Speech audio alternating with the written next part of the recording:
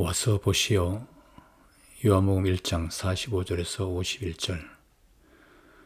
만약 우리에게 귀가 없다면 우리는 다른 사람들로부터 고립될지 모릅니다. 그런데 사실 우리는 이 세상에 무슨 일이 일어나는지 아무것도 듣지 못하고 있는 것은 아닐는지요. 그곳에서는 어떤 새로운 사건이 일어나고 있는데 말입니다. 특히 메시아가 오셨다는 사실이 널리 전해지고 있는데 말입니다. 빌립과 나다나엘만 그것에 대해서 언급한 게 아닙니다. 우리가 풍문으로만 들어 알고 있는 것은 완전한 의미에서 우리에게 실질적인 것은 아닙니다. 이것은 오늘 우리와 함께 읽은 본문의 나다나엘의 경우와 반대되는 것입니다. 우리는 들었던 것에 대해서 종종 회의적인 상태에 빠집니다. 우리가 직접 본 것이야말로 우리에게 반박될 수 없는 실제입니다. 빌립은 나다나엘에게 이렇게 말했습니다. 와서 직접 보시오. 이 말은 우리 프로테스탄트의 귀에는 거의 불신앙적인 것처럼 들립니다. 우리는 듣는 게, 즉 말씀을 듣는 게 중요하다고 생각하며 살아왔습니다. 신앙은 듣는 데서 나온다고 말입니다. 우리는 그렇게 배웠습니다. 그런데 우리에게 이제 갑자기 다른 말씀이 등장합니다. 와서 보시오. 만약 이 말씀이 성서에 있는 게 아니었다면 우리는 이것을 불신앙적인 외침처럼 들었을 것입니다. 우리는 정말 나다나엘처럼 풍문을 듣는 것으로 충분하지 못합니까? 우리는 우리 자신이 눈으로 확인해야 하고 들은 것의 현실성을 확증할 수 있으며 또한 그렇게 해야만 합니까? 이를 위해서는 우리의 시각에 무언가 특별한 것이 필요합니다. 우리는 분명히 우리의 모든 감각으로 현실성을 깨닫게 됩니다. 우리가 맛과 냄새로 경험하듯이 접촉을 통해서 아주 특별하게 직접적으로 감각적 현존을 경험하게 됩니다. 그러나 눈은 특별한 방식으로 대상의 특성을 인식해냅니다. 그 대상이 우리와 어떻게 다른지 또한 상호 연관되는지 그 원래의 것들을 인식해냅니다. 이 경우에 눈은 다른 감각기관의 수고를 덜어줍니다. 우리는 대상을 봄으로써 일단 그것이 어떤 감촉이든지 어떤 냄새일는지 어떤 맛일는지 감을 잡을 수 있습니다. 따라서 종종 보는 것만으로도 대상을 파악하는 일이 모두 해결됩니다. 나다나엘은 분명히 예수님을 만져보거나 냄새 맡기 위해서 예수님에게로 오지는 않았을 것입니다. 예수님이 어떤 분인지 판단하기 위해서는 그를 보는 것으로 충분합니다. 이런 의미에서 요한복음에서 본다는 단어가 큰 역할을 합니다. 예수님에게 오는 사람은 그분을 봅니다. 여기서는 겉모습을 본다는 것만이 중요한 게 아닙니다. 본다는 것은 곧 이해한다는 뜻이기도 합니다. 올바르게 보는 사람은 눈앞에 있는 것 그 이상을 봅니다. 그렇지 않다면 빌립이 나다나엘에게 와서 보시오 라고 말할 까닭이 없습니다. 바로 이 사람이 메시아라는 사실이 바로 핵심이었습니다. 요한복음의 다른 구절에서 예수님은 자기 자신에 대해서 이렇게 말씀하십니다. 나를 보는 사람은 나를 보내신 분도 보는 것이다. 12장 45절.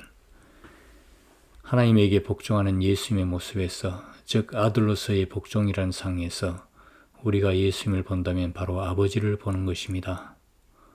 물론 심야를 보는 것이 당연하거나 간단하지는 않습니다. 우리 인간들은 종종 피상적인 봄으로 충분하다고 생각합니다. 우리는 눈앞에 있는 것을 단지 평면적으로만 인식합니다. 이것은 이미 예언자들의 경고였습니다. 인간은 눈을 가졌으나 보지 못하고 귀를 가졌으나 듣지 못한다고 말입니다. 우리에게도 역시 본질적인 것들이 종종 스쳐 지나가 버리고 맙니다. 왜냐하면 우리가 충만할 정도로 세심하게 들여다보거나 귀를 기울이지 않기 때문입니다. 그래서 하나님은 에스겔 예언자를 통해서 우리 인간들에게 말씀하십니다. 너 사람아, 너는 반역하는 일밖에 모르는 족속 가운데 살고 있다. 에스겔 12장 2절. 우리는 종종 우리가 보고 듣는 것을 실제적인 것하고는 다르게 인식하곤 합니다. 우리가 이 세상이 생기와 사물에서 하나님의 손길을 가볍게 취급해버리고 만다는 것이 더 심각합니다. 예수님의 제자들도 보는 것에 어려움을 겪고 있었습니다. 요한복음은 그 다음 구절에서 공교롭게도 오늘 본문에서 와서 보시오라고 나다나엘에게 요청한 바 있는 빌립에 대해 보도하고 있습니다. 바로 이 빌립이 정확하게 직시하지 못했다고 말입니다. 그는 예수님에게 이렇게 요구했습니다. 저희에게 아버지를 뵙게 하여 주시면 더 바랄 것이 없겠습니다. 그러나 예수님은 이렇게 대답하셨습니다. 내가 이토록 오랫동안 너희와 같이 지냈는데도 너는 나를 모른다는 말이냐? 나를 보았으면 곧 아버지를 본 것이다. 그런데도 아버지를 뵙게 해달라니 무슨 말이냐? 14장 9절. 물론 이렇듯 어떤 것을 명확하게 본다는 것은 간단한 문제가 아닙니다. 우리는 우리에게 직면해 있는 것을 통해서 그 외면인 모습의 본질을 들여다볼 수 있도록 배워야 합니다. 조형 예술은 우리를 이렇게 볼 수 있도록 이끌어 줄 수 있습니다. 특별히 미술이 그렇습니다. 화가는 풍경이나 꽃이나 인간의 모습을 보았을 때 아직 조형되지 않았기 때문에 인식해낼 수 없는 것을 그림으로 형상화할 수 있습니다. 기독교 예술은 이런 방식으로 예수님의 이야기를 표현했습니다. 즉 우리는 예수님을 나다나엘이나 빌립처럼 더 이상 우리의 육체적인 눈으로 볼 수 있는 게 아닙니다. 그러나 외적인 모습을 통해서 전반적으로 파악해낼 수 있을 만한 본질적인 이것들을 우리는 여전히 볼 수 있습니다. 우리의 내적인 눈을 통해서 말입니다.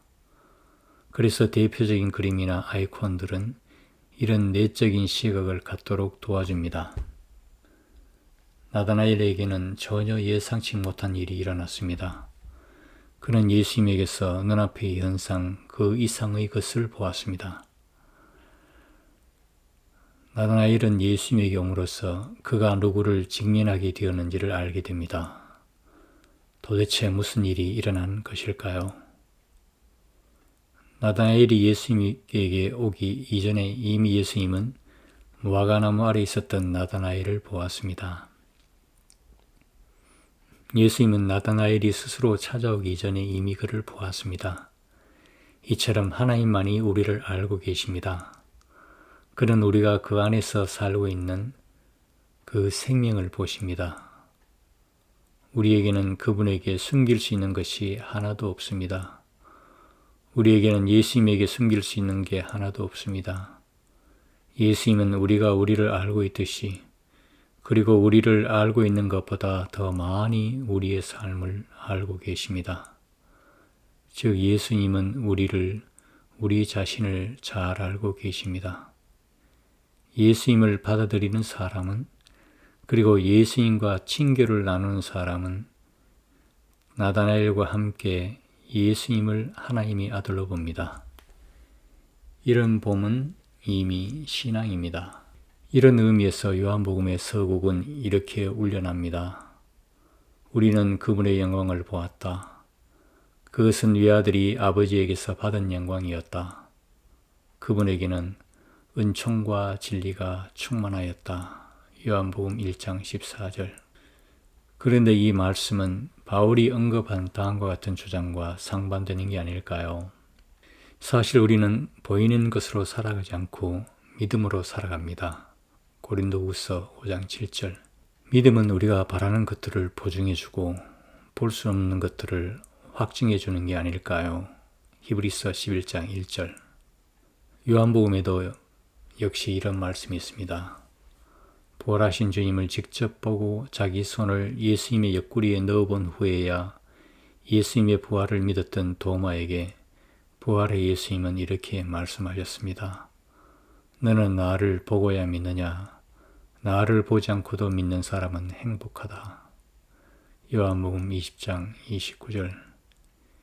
이러한 일련의 말씀들은 보는 것보다 믿는 것이 귀중하다는 사실에 대한 증거입니다.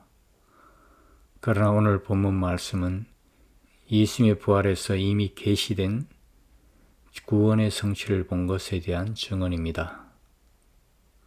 이런 봄은 우리에게 미래의 사건으로 약속되어 있습니다. 그래서 예수님이 나다나엘 이야기에서 이렇게 말씀하셨습니다. 앞으로는 그보다 더 큰 일을 보게 될 것이다. 이는 곧 다음과 같은 말씀입니다. 너희는 하늘이 열려 있는 것과 하나님의 천사들이 하늘과 사람의 아들 사이를 오르내리는 것을 보게 될 것이다. 요한복음 1장 50절, 51절. 그럼에도 불구하고 믿음은 이미 봄입니다. 믿음은 예수님에게서 눈앞에 있는 사실 그 이상을 인식하는 봄입니다. 그리고 믿음의 눈은 이미 예수님에게서 하나님의 아들을 보고 아들에게서 아버지를 봅니다. 우리는 예수님이 나다나엘에게 말씀하신 것처럼 어떻게 더 큰 일을 볼 수 있을까요? 우리는 믿는 자로서 아버지의 영광이 아들에게 반사되는 데서만 그 영광을 봅니다. 우리는 그 영광의 반영만을 봅니다. 아들을 통해서만 하나님을 인식할 수 있습니다. 구약 성서는 하나님을 직접 보는 사람은 죽어야 한다는 사실을 알고 있었습니다. 모세는 하나님을 그렇게 배웠습니다. 출애굽기 33장 20절. 우리의 죽어야 할 누구는 하나님의 영광에서 발산되는 직접적인 빛을 견뎌내지 못합니다. 이사야가 예언자로 불림을 받았을 때 그는 성전에서 하나님의 영광을 보았습니다. 그리고 이렇게 첫 반응을 보였습니다. 큰일 났구나. 이제 나는 죽었다. 나는 입술이 더러운 사람들 틈에 끼어 살면서 만군의 야훼 나의 하나님을 만군의 야훼 나의 왕을 눈으로 뵙다니. 이사야서 6장 5절. 우리가 이사야의 이런 충격을 함께 느꼈으면 합니다. 우리는 죄인이기 때문에 하나님을 직접 뵈면 소멸되지 않을 수 없습니다. 하나님의 아들인 예수님이 하나님의 빛을 굴절시켜 줄 경우에만 우리는 그 빛을 견뎌낼 수 있습니다. 아들의 모상을 통해서만 우리는 아버지를 볼 수 있습니다. 그래서 바울은 이렇게 말했습니다. 우리는 예수님에게서 거울로 보듯이 하나님의 영광을 봅니다. 고린도후서 3장 18절. 여기서 우리는 대상을 대충 반사시켜내는 고대의 동거울을 생각해야 합니다. 그래서 바울은 다른 대목에서 이렇게 말했습니다. 지금 우리 믿는 사람들은 낱말 퍼즐처럼 예수 그리스도의 얼굴에서 하나님의 영광을 봅니다. 즉 모든 것이 성취된 그 미래가 되면 우리는 지금 우리가 어떻게 하나님을 인식하고 있는지에 대해서 확실하게 인식하게 될 것입니다. 고린도전서 13장 12절. 완전히 명백하게 말입니다.